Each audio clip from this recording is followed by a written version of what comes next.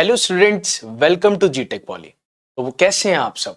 मैं उम्मीद करता हूं आप सब बहुत अच्छे होंगे, पढ़ाई बहुत अच्छे से कर रहे होंगे। तो बच्चों, हमारा फर्स्ट लेक्चर कैसा रहा जरूर बताइएगा। सेकंड लेक्चर अब हम स्टार्ट करने वाले हैं। तो काइनेमेटिक पेयर के बारे में हमने पढ़ा था, है ना। शुद्ध गति युगलों के बारे में हमने पढ़ा था किसमें? फर्स्ट लेक्चर में अपने। अब हम आगे पढ़ेंगे उसका क्लासिफिकेशन। ठीक है, किसका? काइनेमेटिक पेयर का क्लासिफिकेशन पढ़ेंगे। उससे पहले मैं आपको ये सिखाऊंगा कि ये जो स्टिक है, जो मैंने स्टिक ली हुई है हाथ में, इसको खा भी सकते हैं, है ना।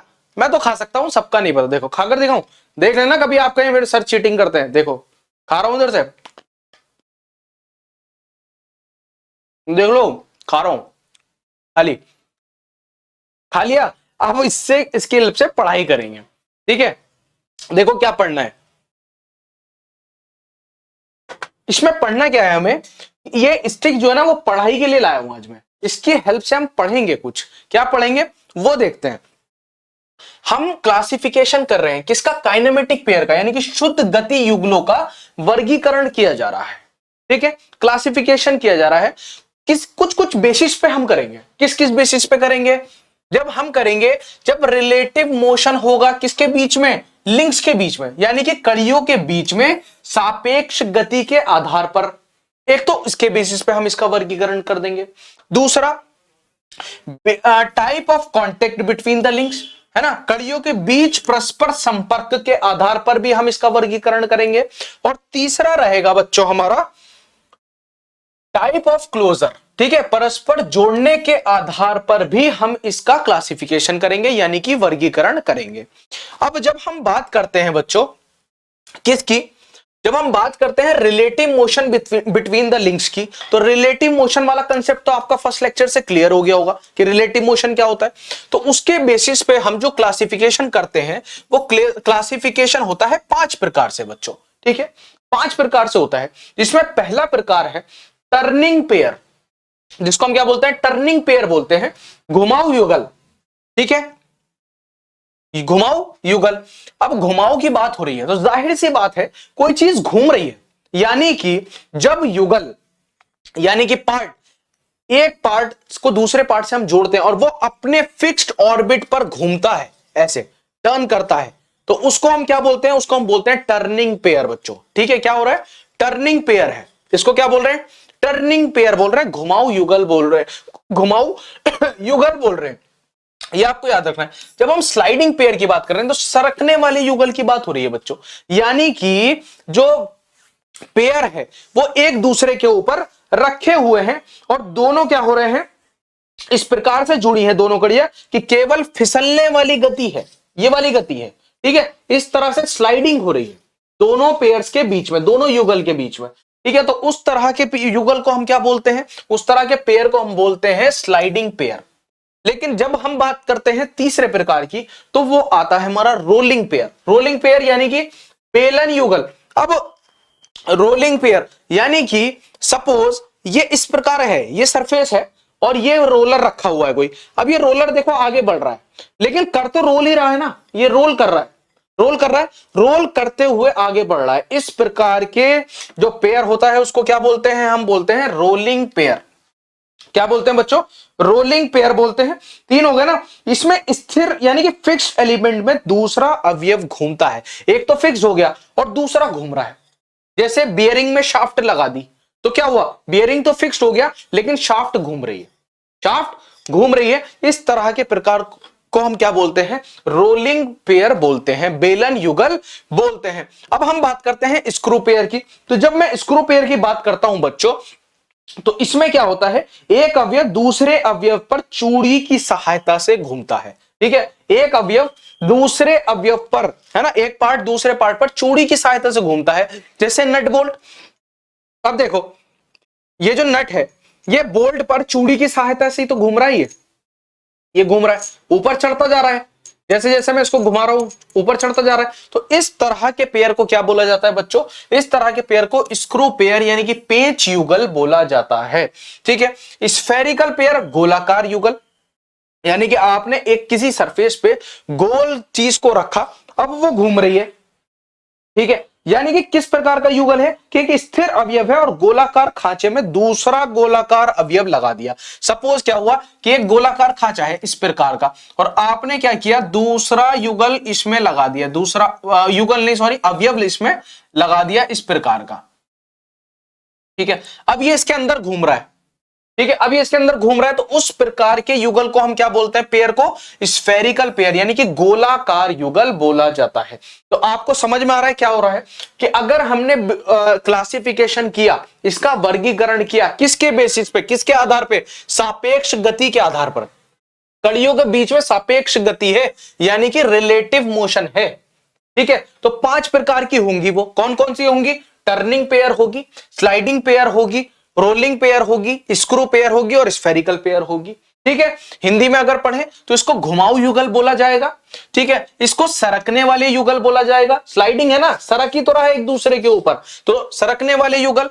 रोलिंग पेयर यानी कि बेलन युगल बोला जाएगा और स्क्रू पेयर यानी कि पेच युगल और लास्ट में आ जाता है स्फेरिकल पेयर जिसको हम गोलाकार युगल भी बोलते हैं, जो इस प्रकार का होता है। ठीक है, गोलाकारी खांचा होगा, उसके अंदर गोलाकारी क्या होगा, पार्ट रख देंगे और वो उसके अंदर घूमता रहेगा।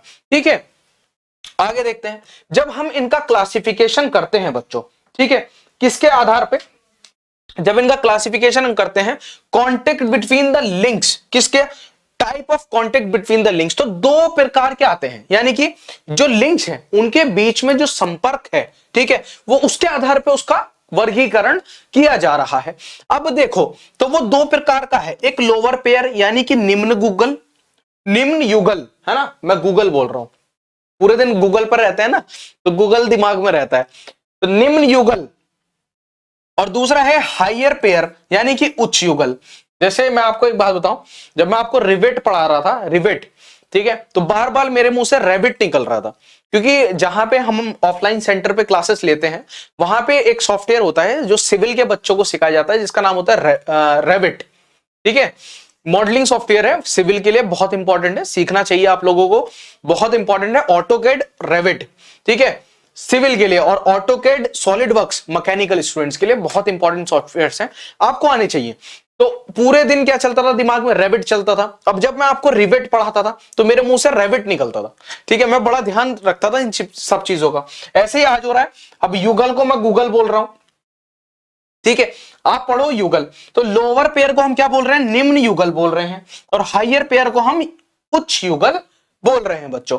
ठीक है, अब ये लोअर पेयर क्या होते हैं और हायर पेयर क्या होते हैं, ये थोड़ा सा समझिए आप। लोअर पेयर वो होते हैं बेटा, जो एक पेयर है लिंक्स का, है ना, पेयर ऑफ लिंक्स है, हैविंग सरफेस और area contact between the members, मतलब कि जो 2 मेंबर्स हैं उनमें सरफेस कांटेक्ट है, ठीक है, या एरिया कांटेक्ट है, तो उस तरह के पेयर को हम क्या बोलते हैं, लोअर पेयर बोलते हैं। ठीक है, क्या हो रहा है, या तो सरफेस कांटेक्ट में आ रही है या फिर क्या आ रहा है, उसकी सरफेस कांटेक्ट में है या फिर उसका क्या है, एरिया कांटेक्ट में है। तो जब ये 2 चीजें होती हैं तो उसको हम क्या बोलते हैं, लोअर पेयर बोलते हैं। इस प्रकार के युगल में गति करते समय किसी सतह पर दोनों अवयवों को का संपर्क होता है ना, दोनों अवयव का संपर्क हो रहा है किसी एक गति पर, जब वो रोटेट, जब वो मूव कर रहा है। ठीक है ना, अब देखो जब हम हायर पेयर की बात करते हैं तो इसमें जो अवयवों में जो युगल, इस प्रकार के जो युगल है ना, कि अवयवों में बिंदु या रेखा के पर संपर्क होता है, यानी कि या तो पॉइंट कांटेक्ट होगा, ठीक है, या तो पॉइंट कांटेक्ट होगा या फिर क्या होगा बच्चों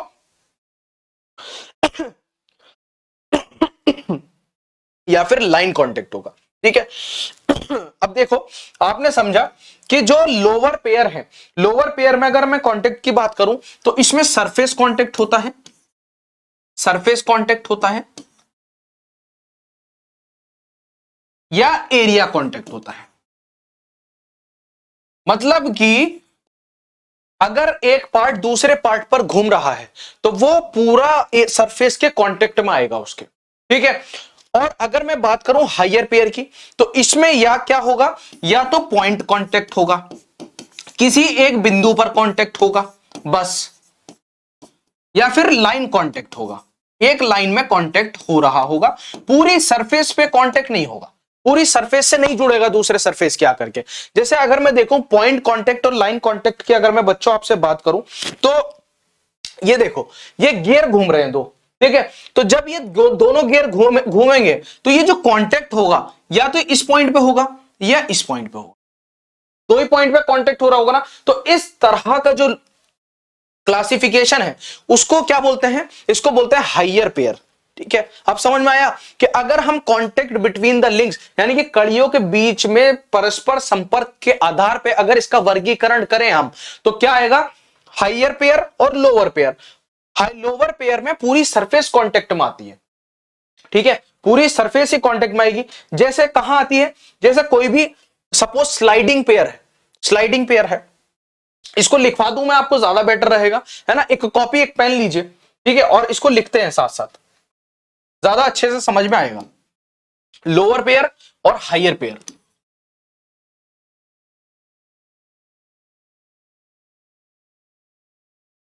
ठीक है। तो लोअर पेयर में आप लिखिए a pair of links,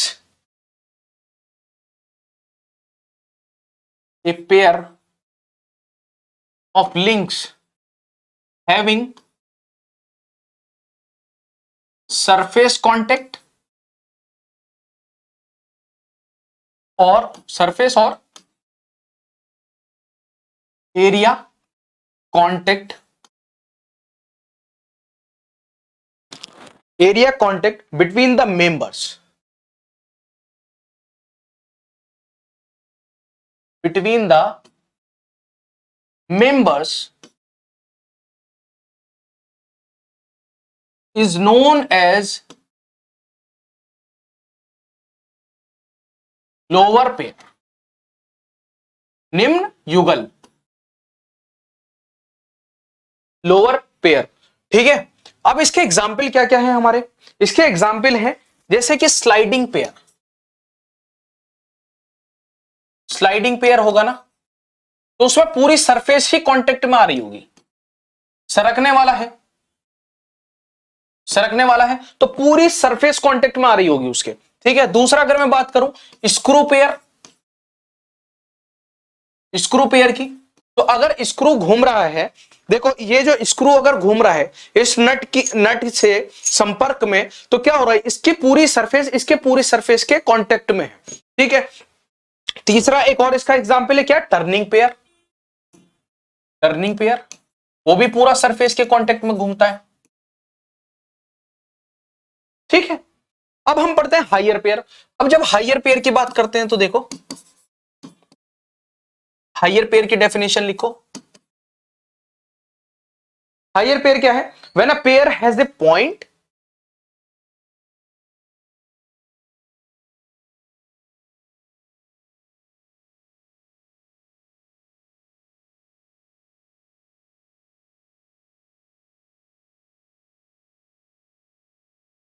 when a pair has a point contact, point or line contact, ठीक है, between the members,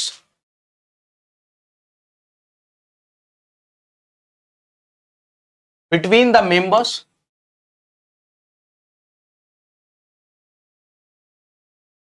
is known as higher pair, उच्च युगल, ठीक है। अब इसके क्या एग्जाम्पल्स हैं, जैसे इसके एग्जाम्पल हैं बच्चों, जैसे टूथ्ड गियर,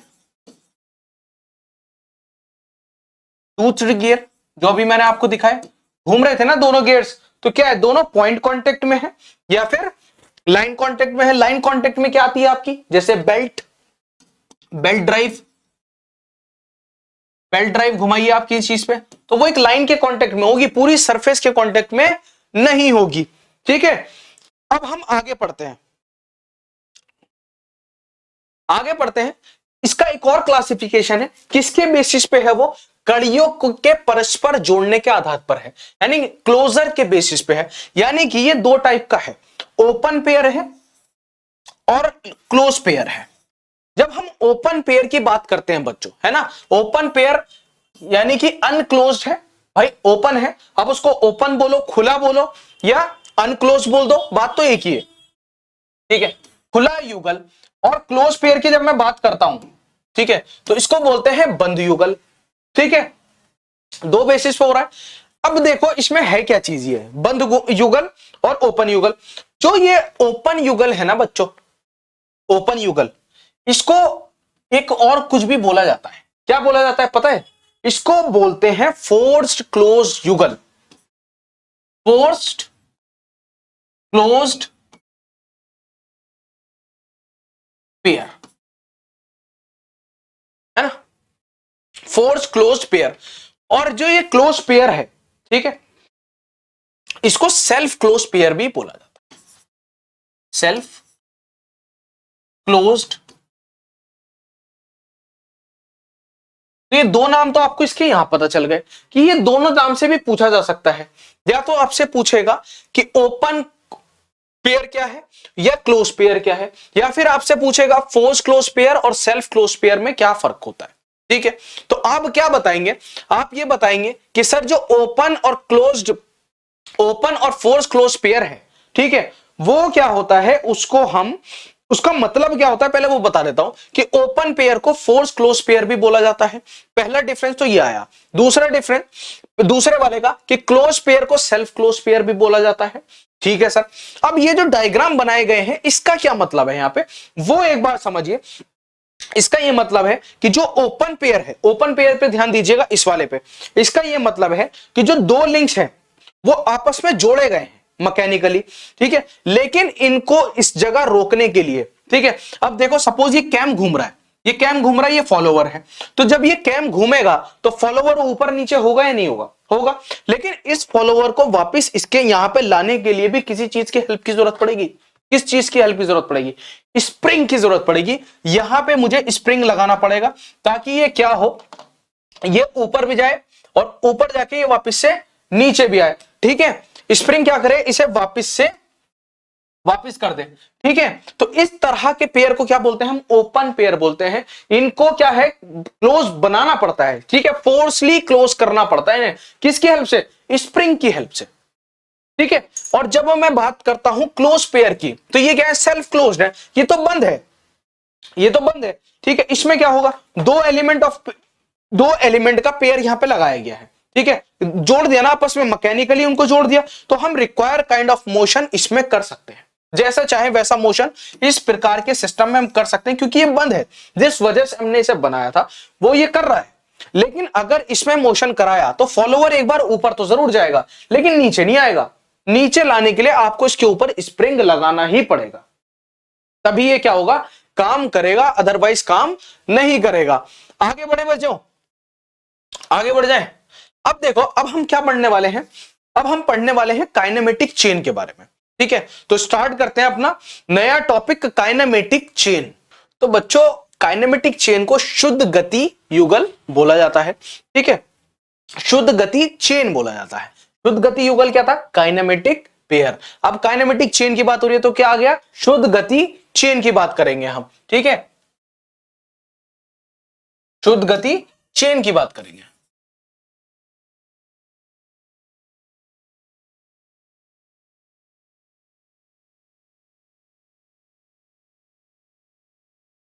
शुद्ध गति चेन की बात करेंगे।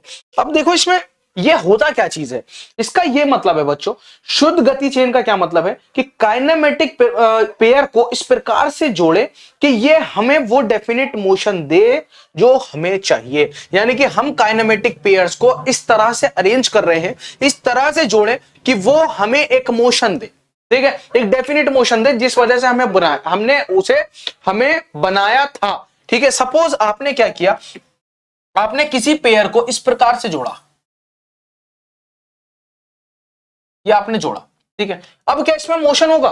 नहीं, ये तो फिक्स्ड है, इसमें कोई मोशन हो ही नहीं सकता, ठीक है, इसमें कोई मोशन नहीं होगा। अगर मैं बात करूं सपोज इस तरह की मैकेनिज्म की, 4 बार चेन मैकेनिज्म की, तो इसमें मोशन होगा, हाँ बिल्कुल होगा। ट्रांसलेटरी मोशन हो सकता है, ये आगे भी जा सकता है पीछे भी जा सकता है, इस तरह का मोशन हो सकता है। तो इस तरह के, अब क्या बोल रहा हूं, बात क्या चल रही है, बात ये चल रही है कि काइनेमेटिक चेन किसे बोला जाता है, उसे बोला जाता है जिसमें काइनेमेटिक पेयर को इस प्रकार जोड़ा जाए, ठीक है, जो शुद्ध युगल है, शुद्ध गति युगल है, उन्हें इस प्रकार से जोड़ा जाए कि हमें वो डेफिनेट मोशन दे जो हमें चाहिए। ठीक है, इसकी डेफिनेशन आप लोग मेरे साथ साथ एक बार लिख लीजिए। ठीक है, when the kinematic pair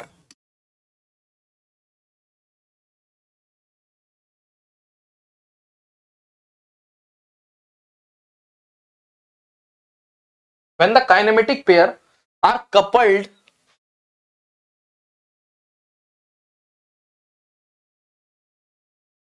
in such a way that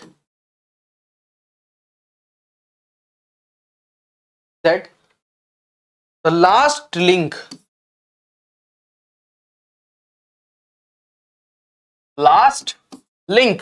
की बात चल रही है ना बच्चों, कड़ी की, इज जॉइंट विद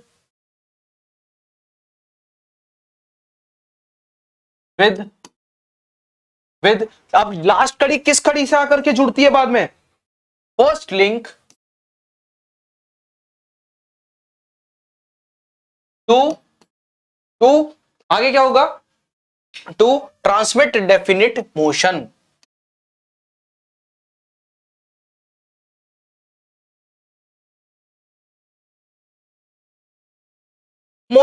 ठीक है, अब देखो आपको सपोज कोई चेन बनानी है, ठीक है, तो आप क्या करते हैं, आपको कोई चेन बनानी है तो आप क्या करते हैं, इस तरह से कड़ी तो जोड़ते हैं। ठीक है, इस तरह से कड़ियां जुड़ती जाती हैं, एक चेन बनती जाती है।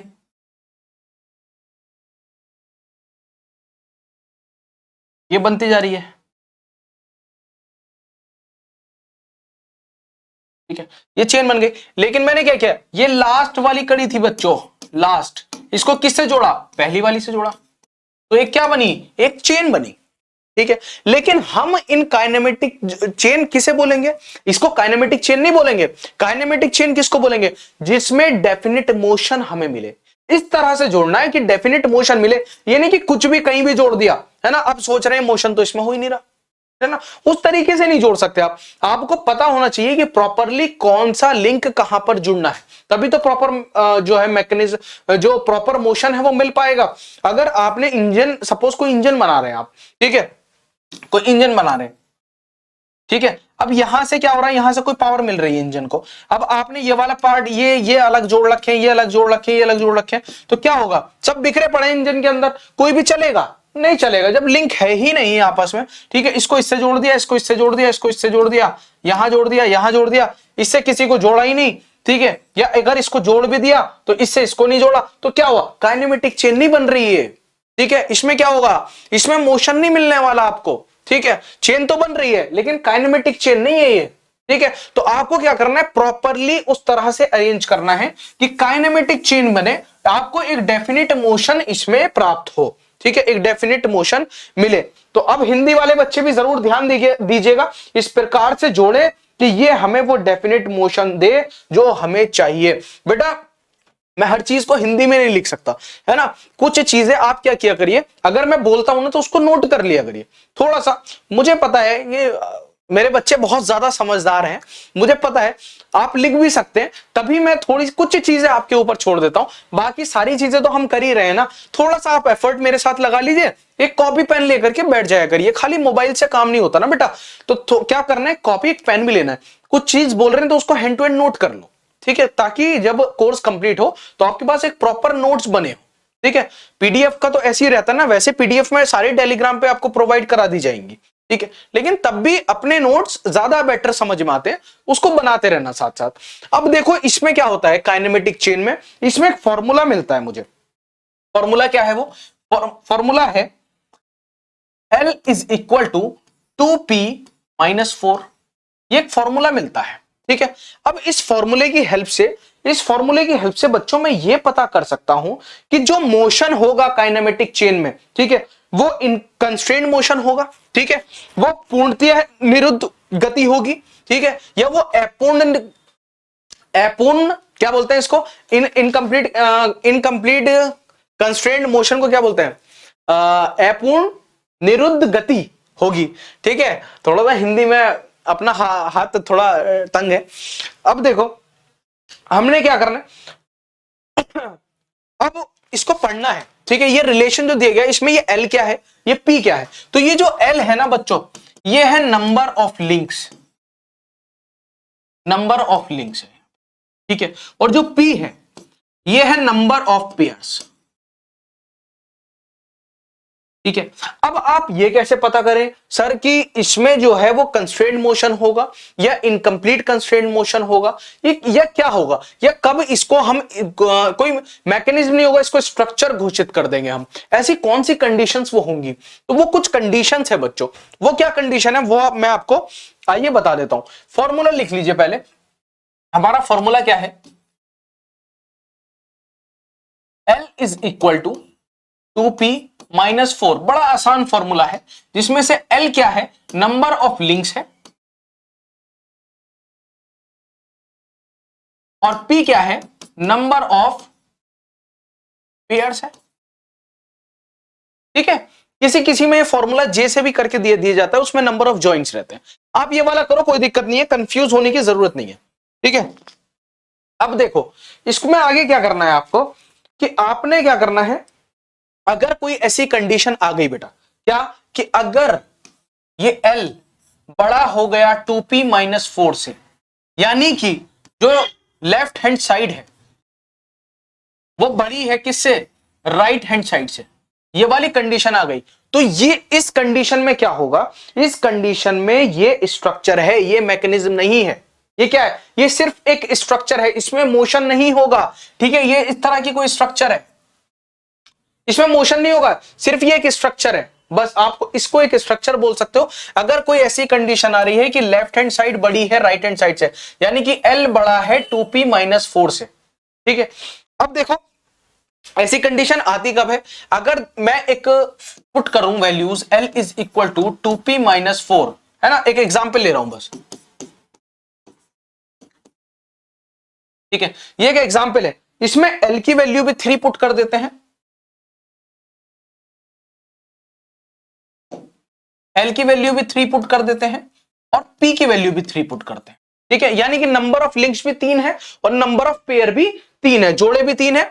अब देखो इसको पुट करो तो 3, 2 इंटू 3 माइनस 4, क्या आ रहा है 3, 6 माइनस 4 2, तो क्या हो रहा है 3 बड़ा है 2 से, यानी कि लेफ्ट हैंड साइड बड़ी हो गई राइट हैंड साइड से, तो ये सिर्फ एक स्ट्रक्चर है, ठीक है, ये सिर्फ क्या है, एक स्ट्रक्चर है।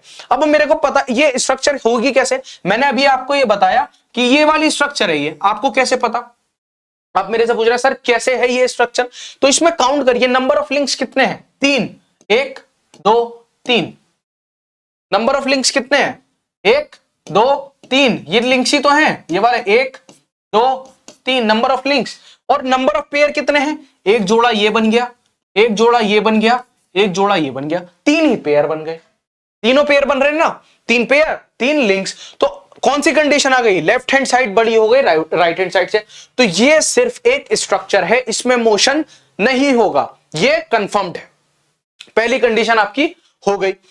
सेकंड कंडीशन की तरफ देखते हैं एक बार कि सेकंड कंडीशन में क्या होगी, फिर से फॉर्मूला लिख लेता हूं, ठीक है। अब दूसरी कंडीशन की अगर मैं बात करूं बच्चा, तो इसमें क्या करूंगा मैं, इसमें लेफ्ट हैंड साइड बराबर आएगी राइट हैंड साइड के, यानी कि LHS is equal to RHS। अब ये कंडीशन कब आएगी, ये कंडीशन जब आएगी अगर मैंने suppose L is equal to 4 लिया और P इज इक्वल टू भी 4 लिया, ठीक है, तो ये किस तरह की फिगर बनेगी, ये इस तरह की फिगर बनेगी बच्चों। देखो नंबर ऑफ लिंक्स कितने हैं, 1 2 3 4, और नंबर ऑफ पेयर्स कितने हैं, 1 2 3 4, बन गए। अब अगर मैं ये वैल्यू इसमें पुट करूं तो आ रहा है 4 is equal to 2 into 4 minus 4, यानी कि 8 माइनस 4, 4 इज इक्वल टू 4। तो लेफ्ट हैंड साइड बराबर आ गई राइट हैंड साइड के।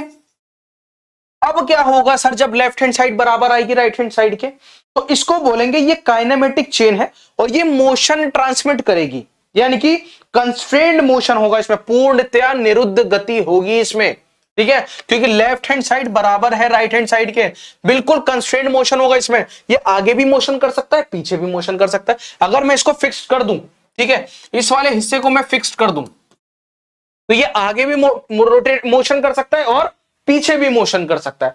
तो ये क्या होगा, फुल्ली कंस्ट्रेन्ड मोशन होगा बच्चों, और यही इसी प्रकार की चेन को हम काइनेमेटिक चेन बोलते हैं। अब थर्ड कंडीशन और एक बार देखते हैं इसकी, कि थर्ड कंडीशन में क्या होने वाला है।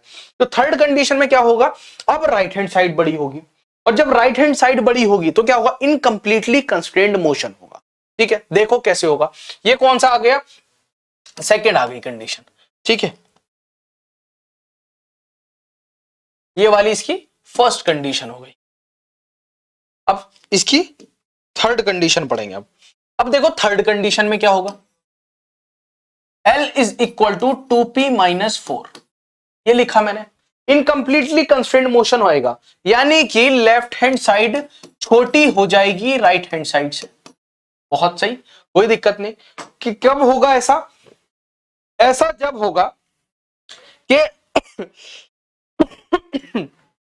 सपोज मैं नंबर ऑफ लिंक्स 5 कर दूं और नंबर ऑफ पेयर्स भी 5 कर दूं, ठीक है, तो ये क्या बनेगा, 5 is equal to 2 into 5 minus 4, 5 10 minus 4, 5 is equal to 6, यानी कि लेफ्ट हैंड साइड छोटी है राइट हैंड साइड से। बिल्कुल है सर, ये तो पता चल रहा है। तो अगर लेफ्ट हैंड साइड छोटी आती है राइट हैंड साइड से, तो इस तरह के मोशन को हम क्या बोलेंगे, इनकम्प्लीटली कंस्ट्रेन्ड मोशन बोलेंगे, अपूर्ण निरुद्ध गति बोलेंगे।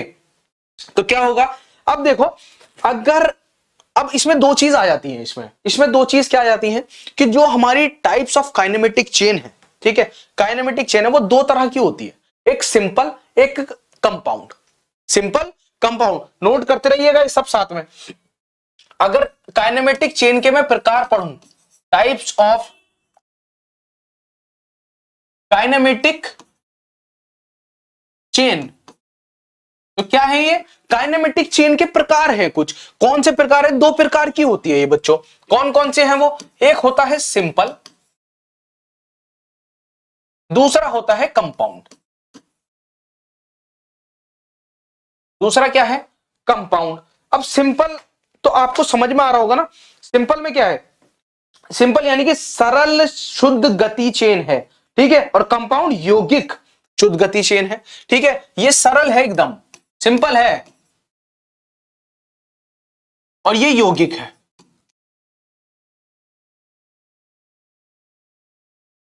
अब इसमें डिफरेंस क्या है, सिंपल में और कंपाउंड में, तो इनमें ये डिफरेंस है बच्चों कि 4 लिंक वाली काइनेमेटिक चेन जिसमें 4 लिंक होंगे वो कहलाएगी सिंपल, सिर्फ इसमें 4 लिंक होंगे, तो ये सिंपल काइनेमेटिक चेन कहलाएगी। जिसमें 4 से ज्यादा होंगे, ठीक है, 4 से ज्यादा लिंक्स होंगे, 4 से ज्यादा, ठीक है, ठीक है, 4 से ज्यादा होंगे, तो उल्टा बना दिया मैंने, अगर 4 से ज्यादा लिंक्स होंगे, ठीक है, तो क्या होगा, उस तरह की चेन को हम कंपाउंड चेन बोलेंगे, ठीक है, कंपाउंड काइनेमेटिक चेन इसको कहा जाएगा, ठीक है। तो इसको ध्यान रखिएगा कि जो चेन है अगर उसमें 4 लिंक से ज्यादा है तो वो कंपाउंड चेन कहलाएगी, अगर 4 लिंक से कम है तो वो सिंपल चेन कहलाएगी। पूछ लेता है एग्जाम में, तो ये छोटी छोटी चीजें हैं लेकिन इनको याद रखना है आपको, इसको नोट कर लीजिएगा कॉपी में मेरे साथ साथ, ठीक है। आगे बढ़ जाएं। अब देखो टाइप्स ऑफ जॉइंट की मैं बात करता हूं, अगर कि एक ये लास्ट टॉपिक और पढ़ लेते हैं इसका, कि टाइप्स ऑफ जॉइंट्स, ठीक है। अब जॉइंट कितने प्रकार के होते हैं, हमने ये तो पढ़ लिया कि काइनेमेटिक चेन कितने प्रकार की है, ठीक है। अब उसमें जॉइंट्स कितने प्रकार के होते हैं, जोड़ कितने प्रकार के होते हैं, वो और एक बार पढ़ो, ठीक है। उसमें क्या होता है, सबसे पहला आता है बाइनरी, बाइनरी जॉइंट। बाइनरी नाम से पता चल रहा है, यूनी किसके लिए इस्तेमाल होता है, यूनी सिंगल, ठीक है। बाइनरी बाई 2, टर 3, उसके बाद 4 किसके लिए इस्तेमाल होता है, क्वाड या क्वार्टिनरी, ठीक है। अब देखो जब मैं दूसरे की बात करता हूं तो क्या हो रहा है, तो बाइनरी हो गया, अब टर्नरी, टर्नरी ज्वाइंट, उसके बाद आएगा थर्ड क्वार्टिनरी, क्वार्टिनरी ज्वाइंट, ठीक है। तो बाइनरी ज्वाइंट आया, टर्नरी ज्वाइंट आया और क्वार्टिनरी ज्वाइंट आया, ये 3 प्रकार के ज्वाइंट होते हैं। अब देखो बाइनरी ज्वाइंट क्या है, 2 लिंक आपस में जुड़ते हैं तो वो बाइनरी लिंक बनाते हैं, है ना। कोई भी 2 लिंक आपस में जुड़ गए वो बाइनरी लिंक बना लिया, ठीक है। ये 2 आपस में जुड़ गए, ये बाइनरी लिंक बना, ठीक है। ये क्या है, ये यहां पे बाइनरी लिंक है, ये वाला, ठीक है। टर्नरी लिंक क्या होता है कि 3 लिंक आपस में जुड़ गए, 3 लिंक जुड़े हैं तो ये टर्नरी बन गया। और 4 की बात करता हूं तो क्या होगा, क्वार्टिनरी, यानी कि क्या होगा, 4 लिंक आपस में जुड़े। अब 4 लिंक कैसे आपस में जुड़ेंगे सर, ठीक है। 4 लिंक कैसे जुड़ेंगे, देखो बड़ी आसानी से जुड़ेंगे।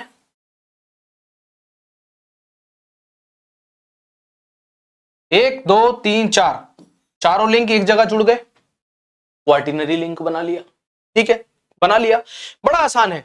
अब हमने एक इसमें कंसेप्ट कहा जाता है, वो क्या कंसेप्ट है कि एक टर्नरी ज्वाइंट बराबर होता है 2 बाइनरी के। एक टर्नरी बराबर है 2 बाइनरी के। कैसे है सर, हमें तो पता नहीं, तो हमें क्या है, हमें पता करना पड़ेगा। किसी ने हमसे कोई बात बोली तो ऐसे थोड़ी ना यकीन कर लेंगे, पता करेंगे ना उस बात के बारे में पहले। तो देखो ये बोल रहा है कि एक टर्नरी ज्वाइंट, 1 टर्नरी बराबर है 2 बाइनरी के। कैसे बराबर है सर, मुझे तो यकीन नहीं आ रहा। तो मैं क्या करूंगा, सिंपल एक फिगर बनाऊंगा, इसको प्रूव करूंगा आपको। कैसा आएगा, देखो मैंने क्या किया, एक फिगर बनाई। तो क्या हुआ, यहां पे टर्नरी ज्वाइंट कितने मिले आपको बच्चों, टर्नरी ज्वाइंट मिला एक, ये वाला मिला। यहीं पे तो तीनों जुड़ रहे हैं ना, तीनों जुड़ रहे हैं, तो एक टर्नरी मिल गया। और बाइनरी कितने मिले आपको, 2, 1 1 2, लेकिन टर्नरी कितने मिले, 1। तो प्रूव हो गया यहां से कि एक टर्नरी बराबर होता है 2 बाइनरी के। बिल्कुल होता है सर। अब सपोज मुझे निकालने हैं कि मैंने एक इमेज बनाई,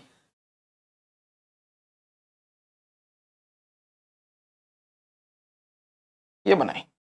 अब इसमें मुझे फाइंड करना है कि मेरे टोटल बाइनरी कितने हैं, ठीक है। तो टोटल बाइनरी में अगर इसमें से निकालूं, अब देखो इसमें सबसे पहले मैं काउंट करने स्टार्ट करूंगा, ठीक है। तो इसमें अगर मैं काउंट करूं तो टर्नरी कहां कहां है, एक टर्नरी तो ये रहा, एक टर्नरी ये रहा, यानी कि 2 तो आ गए टर्नरी। और बाइनरी कितने आ गए, एक बाइनरी, 2 और 3 बाइनरी आ गए, 3 बाइनरी आ गए। बड़े ध्यान से समझिएगा इसको, ठीक है। जो अब मैं बोलने वाला हूं उसको बड़ी ध्यान से समझिएगा। इसमें मुझे निकालने हैं टोटल बाइनरी कितने हैं, टोटल बाइनरी कितने हैं वो मुझे पता करना है। टोटल बाइनरी ज्वाइंट मुझे पता करने हैं इसमें, ठीक है। अब मैंने निकाला इसमें कि टर्नरी कितने हैं, इसमें टर्नरी 3 है। देखो यहां से भी 3 जुड़े, 1 2 3, यहां से भी 3 जुड़े, 1 2 3, ठीक है। बाइनरी कितने हैं इसमें, 3, 1 2, एक बाइनरी हुआ, 1 2, एक बाइनरी हुआ, 1 2, एक बाइनरी हुआ, यानी कि 3 बाइनरी है, 2 टर्नरी है। अब मैं जानता हूं कि एक बाइनरी, अब मैं जानता हूं कि एक टर्नरी 2 बाइनरी के बराबर होता है। तो 2 टर्नरी 4 बाइनरी के बराबर हो गए, बिल्कुल हो गए, 4 बाइनरी के बराबर हो गए। तो 4 बाइनरी ये, 3 बाइनरी ये, टोटल बाइनरी कितने हो गए, 7। तो टोटल बाइनरी ज्वाइंट कितने आ गए इसमें, 7। इतना आसान है ये, ठीक है ना, कितना आसान है। तो समझ में आया ना आपको, ये सब चीजें आपको ध्यान में रखनी है, भूलनी नहीं है एकदम भी। मेरे साथ कॉपी में लिखते रहिए बस, ठीक है, बाकी आगे बढ़ते रहेंगे और ऐसे ही फोड़ते रहेंगे टोम को, ठीक है। सो मिलते हैं अपने नेक्स्ट लेक्चर में। लेक्चर को शेयर करना ना भूले। फर्स्ट लेक्चर को आपका बहुत प्यार मिला, मैंने सारे बच्चों के कमेंट्स पढ़े। कुछ बच्चों ने बोला कि सर हिंदी में ज्यादा पढ़ाई है थोड़ा सा। देखो बच्चा, मैं पूरी कोशिश करता हूं अपनी तरफ से हिंदी में भी पढ़ाने की, लेकिन सारा मैं आपको हिंदी में नहीं पढ़ा सकता। उससे 2-3 चीजों में प्रॉब्लम आती है आपकी। एक तो जब आप फील्ड में जाते हैं इंडस्ट्रीज में, तो आप टेक्निकल वर्ड आपको पता नहीं लग पाता टोटल हिंदी में पढ़ के। तो मैं ये चाहता हूं थोड़े थोड़े टेक्निकल वर्ड्स आपको पता चलते रहे कि सर ने ये चीज वहां बोली थी, ठीक है, ताकि कोई आपके सामने बोले तो आपको वो चीज नई नहीं लगनी चाहिए। उसके लिए भी तो तैयार रहना है ना हमें। अब 4-5 महीने हैं डिप्लोमा के, उसके बाद जॉब भी तो करनी है ना, अच्छी से अच्छी जॉब करेंगे, ठीक है। तो अब लेक्चर को क्या करना है, शेयर करना है, चैनल को सब्सक्राइब करना है, कमेंट्स करनी है, लाइक करना नहीं भूलना है। मिलते हैं अपने नेक्स्ट लेक्चर में। सी यू, बाय बाय।